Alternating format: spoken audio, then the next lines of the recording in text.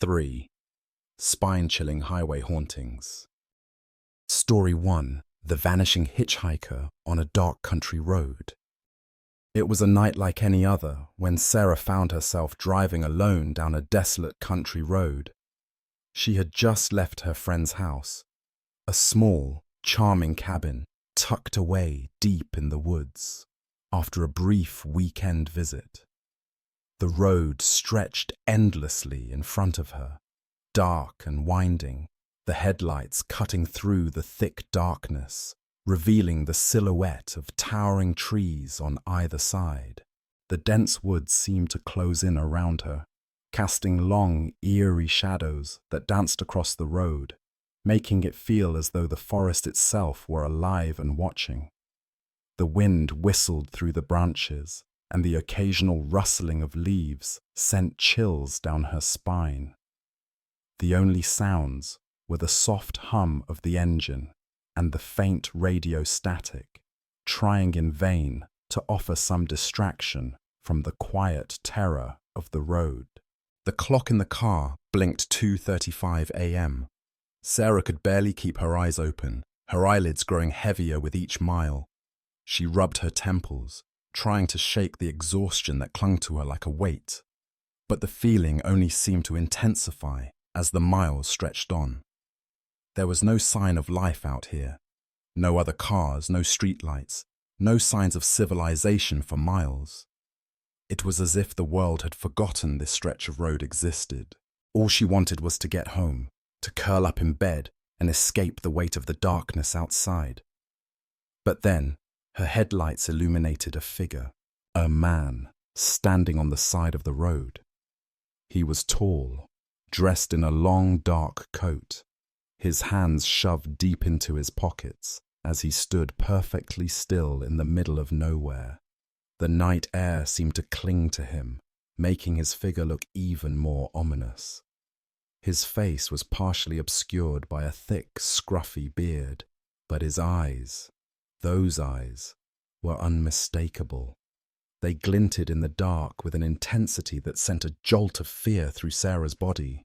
They were wide, almost pleading, as though he was waiting for something, or someone. She felt the blood drain from her face, a gut instinct telling her that picking him up was not a good idea. For a moment, Sarah hesitated, her foot pressing lightly on the brake. What was this man doing out here in the middle of nowhere at this hour? She glanced quickly at the rear-view mirror. Nothing. The road behind her was empty, just the soft flicker of her own headlights on the empty black asphalt. She quickly looked back ahead, feeling her heart rate increase. It wasn't safe. She could feel it deep in her bones. There was something wrong about the entire situation. Still, she pressed down on the accelerator, speeding past him without another glance. But as she continued driving, the feeling didn't go away. The silence grew heavier, the sound of the tires against the road muffled by the oppressive night air. Sarah found herself glancing nervously at the mirror, her eyes darting over her shoulder. A nagging thought kept creeping into her mind. What if something was wrong? What if she had done the wrong thing by ignoring him? The road ahead seemed endless, with no sign of anything but dark woods and distant hills. Her unease only grew. There was no one else out here, just her and the empty night. Her thoughts were interrupted by the flash of headlights in her peripheral vision. She froze. No, it couldn't be. She jerked the wheel, instinctively glancing over to the side of the road. There, standing in the middle of the lane, was the same man. His thumb was extended, just like before. This time, he was closer to the center of the road, his form silhouetted against the dim glow of her headlights. The feeling of dread that washed over Sarah was palpable, her breath catching in her throat. How had he gotten there so quickly? He had been miles behind her just minutes ago. The air in the car turned cold. Her heart hammered in her chest, and every instinct screamed at her to keep driving. But then, something strange happened. Her foot was no longer on the accelerator, and the car was slowing down on its own. She fought against it, tried to push the gas pedal, but it was as though some invisible force was taking control. Her eyes locked onto his, those haunting, pleading eyes. She had to make a decision. She had to stop. The road felt suffocating, as though every mile she drove deeper into it would trap her further. Without thinking, Sarah pulled over to the side of the road. She rolled down the window, trying to act casual, but her hands were shaking so violently that she could barely grasp the door handle. She took a deep breath, trying to steady her nerves, and called out to him. "Where are you headed?" The man slowly approached the car, his movements almost mechanical, as though his body was moving in slow motion. He leaned down, his face now visible in the glow of the headlights, his eyes, wide and almost unblinking, fixed on hers. "I need a ride to the nearest gas station," he said, his voice low and raspy, as though he hadn't spoken in days. "Please, I'm desperate." Something in Sarah's gut twisted at his words. She should have said no. She should have driven away. But the desperation in his voice, the rawness of it, made her hesitate. A part of her, the part that still believed in kindness, wanted to help. She unlocked the door, the click of the mechanism echoing in the otherwise silent car, and the man climbed in. As he settled into the passenger seat, his presence filled the car with an oppressive energy, a weight she couldn't shake off. She glanced at him, but he was staring out the window, muttering to himself. His hands trembled, and he kept glancing nervously at the dark woods that lined the road. She tried to focus on the road ahead, but she couldn't ignore the feeling of something being horribly wrong. The quiet was unbearable. "We're almost there, right?" Sarah asked, trying to make conversation, to break the tension. The man nodded, his eyes still darting around, never settling. "Just a bit further," he muttered. "Just a bit further." His words didn't make sense, but Sarah kept driving, the minutes stretching on like hours. The woods seemed to grow darker, the road narrower. Then the man turned to her, his eyes suddenly cold, his expression shifting from desperate to something far more sinister. "You shouldn't have picked me up," he whispered, his voice taking on an eerie tone. "You should have kept driving." Before Sarah could react, the air around her seemed to change. A wave of icy coldness washed over her. She glanced over at him, but his seat was empty. In an instant, he was gone, vanished into thin air. The door was still locked, the car was still moving, but the man had disappeared. Sarah slammed on the brakes, her pulse racing, her mind struggling to comprehend what had just happened. She glanced around frantically. There was no sign of him, no trace, nothing. The road was empty, the trees still whispering in the wind. Had it been a trick of her mind, a moment of fatigue-induced hallucination? Her breathing was ragged, and her hands shook as she stared into the night. The silence in the car was deafening. Her heart pounded in her chest, a cold sweat forming on the back of her neck. But then, just as the fog of confusion began to clear, she saw something in her rear-view mirror. A figure, standing in the same spot where the man had been. His eyes locked with hers in the mirror, and she felt her stomach drop. Her blood ran cold. This time, he wasn't in the road. This time, he was in the trees. His figure barely visible through the shadows, his eyes still watching her. Waiting.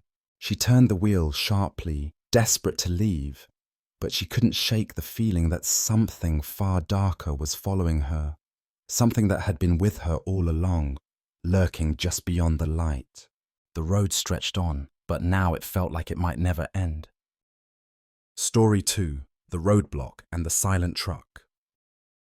Jake had been on the road for what felt like forever. The monotonous hum of the engine, the soft glow of the headlights cutting through the endless darkness. It all had become a strange lullaby that threatened to make him drift off. His job that night was a routine one, a simple haul that he'd done countless times before. Yet something about the night felt different. The air outside seemed heavier, more suffocating, and the shadows in the trees along the highway seemed to grow darker with each passing mile, as though they were closing in on him. The clock on the dashboard flashed 2:47 a.m., and Jake rubbed his eyes, struggling to shake off the weariness that had settled in his bones. He was already past his usual stop for a rest, but the road was too empty, too isolated. There were no other vehicles, no signs of life, only miles of open highway stretching out ahead, swallowed by the thick night. That's when he saw it. A large truck was blocking the entire lane ahead of him. It was completely dark, no headlights, no running lights, just an enormous, hulking vehicle parked right in the middle of the road. Jake's stomach tightened, an uncomfortable chill spreading down his spine. He slammed on the brakes, tires screeching against the pavement as he came to a jerky stop. His heart was pounding in his chest as he glanced quickly at his surroundings. There was no other car in sight, no sign of life, just the cold, dead weight of the truck sitting in the middle of the highway. He leaned forward, pressing his hand against the horn, but there was no response. The sound of the honk echoed into the emptiness, but the truck remained unmoving, silent. His headlights cast a harsh light on the cold metal of the truck, revealing deep scratches and dents on the side, marks that looked far too fresh to be from just a regular crash. It looked like it had been involved in something far worse, as if it had been abandoned in a rush. A sense of foreboding crept over him, and Jake's hands gripped the wheel tighter, his pulse quickening. He tried honking again, but there was still no movement. He stared at the truck, then at the empty road around him. His instincts screamed that something wasn't right, but he wasn't sure what. He had to keep moving, had to get out of this desolate stretch of highway. With a deep breath, he cautiously veered into the opposite lane, preparing to drive around the truck. But as he passed, something caught his eye. The windows of the truck were blacked out. He could barely make out any details inside, but the air around him seemed to grow heavier. He felt the hairs on the back of his neck stand up, a prickling sense of dread crawling up his spine. There was no sign of anyone inside. He couldn't shake the feeling that he wasn't alone, as if something was watching him from the shadows of the truck. He shook his head, trying to clear his thoughts. Just a truck, just an abandoned vehicle. But as he continued driving, the unease didn't fade. It only intensified. Every mile seemed to drag on longer than the last. Jake's eyes darted nervously between his rearview mirror and the road ahead, scanning the trees on either side of him. His hands were slick against the wheel, and a gnawing discomfort settled deep in his chest. That's when he saw him, a figure standing by the side of the road, waving his arms frantically. At first, Jake thought it might be someone who had broken down, stranded, and in need of help. But as he drew closer, the man's appearance struck him immediately. His clothes were torn, his hair wild and unkempt, his face streaked with dirt and blood. Scrapes covered his arms, and there was something deeply unsettling about the way he moved, almost as if he were stumbling, but in a controlled, deliberate way. Jake's mind raced, a chill creeping over him. The man's frantic waving turned into an urgent gesture for him to stop. As Jake's truck slowed, the stranger rushed forward, his eyes wide with desperation. "Did you see the truck?" the man asked, his voice low and hoarse. His face was twisted with panic, his breath coming in sharp gasps. "You have to help me. Please. I'm stranded. Can you give me a ride?" Jake's gut twisted. Something didn't add up. The man's appearance alone was enough to make him uneasy, but his eyes, they were too wide, too intense. He didn't look like someone who had simply been stranded. He looked like someone who had been through something much darker. Jake wanted to roll the window up and drive away, but a part of him still hesitated. The man's hands gripped the edge of the window, his fingers trembling as he leaned closer. "Please," he begged. "I'm so far out here. Just help me. I'll tell you everything. Then, just as Jake was about to speak, something in the corner of his eye caught his attention. It was a large, dark shape, half hidden in the crops just off the side of the road. The faint glint of a broken headlight reflected off the pale glow of his headlights. At first, Jake thought it might have been another abandoned car, but as his eyes focused, he realized it was something much worse. A car, its rear end half buried in the foliage, its rear window cracked. It looked like it had been forced off the road. The hairs on the back of Jake's neck stood up, his heart racing. Without thinking, he turned back to the man. "What's going on out here?" Jake asked, his voice shaky. "What happened to that car?" The man's face shifted. The desperate, pleading expression vanished, replaced by a twisted grin that didn't belong there. It was a grin of menace, of something far darker than a simple plea for help. His eyes narrowed, and his voice dropped to a low hiss. "You shouldn't have come back here," he said, his words cold and calculated. "This is my road. You shouldn't be here." Before Jake could react, the man's hand slammed against the window with an unsettling force, rattling the glass. The smile turned into an enraged sneer, and for a moment, Jake could see the madness in the man's eyes. Panic surged through Jake's body. Without a second thought, he slammed the gearshift into drive and sped off, his tires screeching against the pavement as he raced away from the man, the sound of his fists pounding on the window still echoing in his ears. His heart pounded in his chest, the adrenaline surging through his veins. He didn't look back, but he couldn't shake the image of the man's face. The twisted grin still burned into his memory. Jake quickly pulled out his phone, dialing the police. His hands were shaking, his thoughts disjointed as he recounted everything to the operator. He explained about the truck, the man, the car in the crops. The operator seemed calm, reassuring him that they would send someone to investigate. But when the police arrived and searched the area, they found something even worse than Jake could have imagined. The truck was gone, vanished into the night.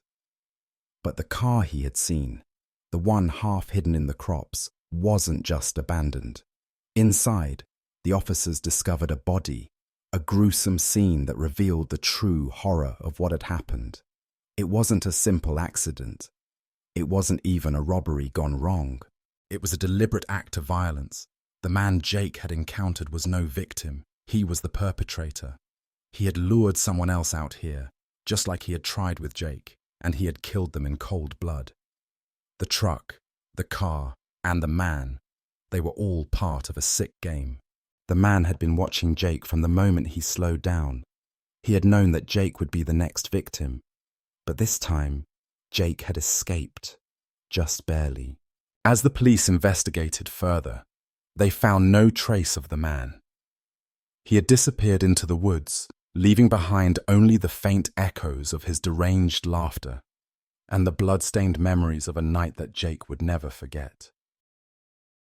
Story 3. The Midnight Tailgater. It had been a long, exhausting night for Mark. As a delivery driver, his job usually meant late nights and empty roads, but this night felt different. After dropping off his last load, he found himself driving down a lonely stretch of highway surrounded by vast, snow-covered fields. The kind of quiet that weighed heavily on the soul, broken only by the hum of the truck's engine and the occasional hiss of snow scraping beneath his tires. The headlights from his truck barely made a dent in the thick, icy darkness, and the road seemed to stretch endlessly before him, an unbroken ribbon of black through the cold night. Mark's eyes were heavy, the exhaustion from the long drive catching up with him. He hadn't planned on taking a break yet, but the silence was unnerving, the solitude almost oppressive.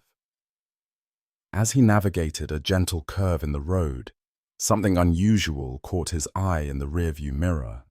A car, its headlights off, was creeping just behind his trailer. At first, Mark assumed it was just a trick of the snow or the reflection of his own lights.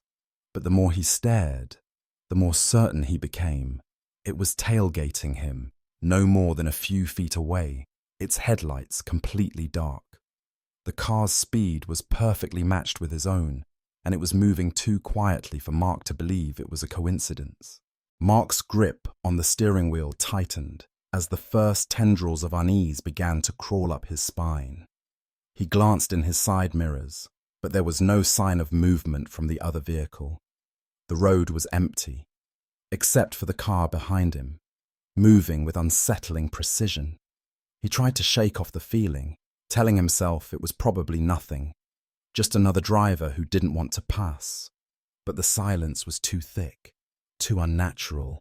Every few moments, Mark would glance in the mirror, half expecting the car to pull up alongside him, but it never did. In a bid to break the tension, Mark decided to change lanes, hoping to give the mysterious car some space.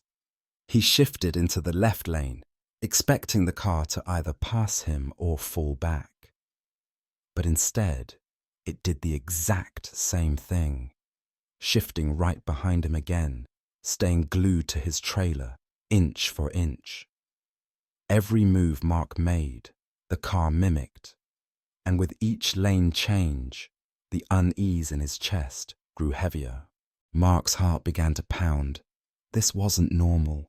People tailgated all the time, but this was different. This felt intentional. The car wasn't just following him. It was tracking him, waiting for something. Mark's mind raced through the possibilities, none of them good. He'd heard stories, rumors really, about people being stalked on isolated roads, targets of predators with nothing better to do than cause terror. He glanced at the speedometer, then at the mirror again. The car's headlights were still off, and it hadn't deviated from its position behind him. The tension in the truck mounted with every passing mile. Mark's thoughts began to spiral. Was someone in that car watching him? Were they trying to get him to pull over? He could feel his pulse in his throat, a nervous tremor running through his hands. This wasn't just a bad feeling. This was a warning. After what felt like an eternity, the car finally eased back, its pace slowing and gradually pulling out of his view. Mark let out a breath he didn't know he was holding, but even as the car disappeared from the mirror, his unease didn't dissipate. He had survived the encounter, but the hairs on the back of his neck stood up. Something told him it wasn't over yet. He knew he needed a break. His eyes were starting to droop, and the strain of the long drive was taking its toll. Mark spotted a small rest stop in the distance, a desolate parking area that could barely fit 2 or 3 trucks. It was isolated, with no signs of life around, but it was better than nothing. He pulled off the highway, the tires crunching in the snow as he maneuvered his rig into a space. The night was still and quiet, the world beyond the truck parked in frozen silence. Mark turned off the engine and leaned back in his seat, allowing himself a few minutes of respite. His mind was still on edge, racing through thoughts of what had just happened on the road, but exhaustion started to take over. He closed his eyes, telling himself that he just needed a few minutes to recharge. But then he heard it, a sound that jolted him awake. Footsteps, the crunch of boots in the snow. Mark's eyes snapped open, his pulse quickening once more. The truck was still, the engine silent, and the rest stop was still deserted. Yet someone was walking toward him, slowly, deliberately. He turned his head toward the window, squinting into the dim light from the truck's overhead cab, but the figure standing outside was barely visible in the darkness. The man's face was obscured by shadows, but Mark could feel the cold, unblinking stare of the stranger even from behind the glass. His heart pounded in his chest. The man didn't move at first. He just stood there, facing Mark, his features shrouded by the night. For a moment, it was as if the man was waiting for something, perhaps to be noticed, perhaps for Mark to make the first move. The figure's posture was rigid, almost unnatural, and Mark's mind raced with possibilities. Mark's instinct screamed at him to lock the doors and drive away. But before he could make a move, The stranger took a step closer, reaching for the truck door handle. Mark's breath caught in his throat. It was locked. His heart hammered against his ribs as the stranger's fingers lingered on the handle, twisting it with an almost mechanical precision. With a quick jolt, the man released the handle and stepped back, retreating into the darkness. Mark's chest heaved as he watched the figure disappear into the night, his heartbeat still erratic. It didn't make sense. What did this man want? Why had he come to his truck? As Mark scanned the area with his mirrors, something in his gut told him that something wasn't right.